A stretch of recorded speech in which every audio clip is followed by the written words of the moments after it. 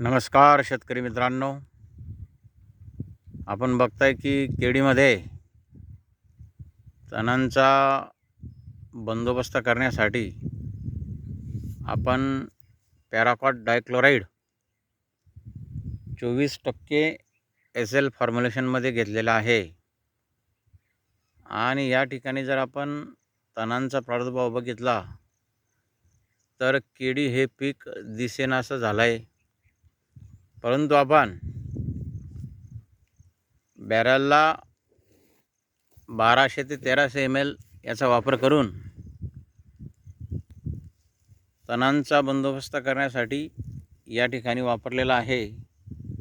तर आपण बघू शकतो की तणांचा नायनाट कशा प्रकारे झालेला आहे। अगदी झाडाच्या खालती सुद्धा, केळी रोपाच्या पानांच्या खालती सुद्धा तणांचा बंदोबस्त आपण करण्याचा प्रयत्न केलेला आहे। आणि या ठिकाणी बघताय की तणांचं नियंत्रण अगदी व्यवस्थित झालेलं आहे।